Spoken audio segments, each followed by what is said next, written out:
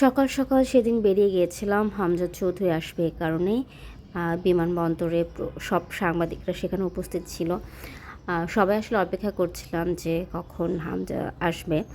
আর এর আগে এসেছিল ফাহমিদুল ইসলাম। সেও বেশ দেরি করে এসেছিল। সুতরাং আসলে অনুমান করাই ছিল যে হামজাও হয়তোবা একটু দেরি করেই বের হবে, সেরকম প্রস্তুতিও নেওয়া ছিল। এবং এখানে দেখা যাচ্ছে আইন শৃঙ্খলা রক্ষাকারী বাহিনী এবং তারা খুব বেশি অ্যাক্টিভ ছিল।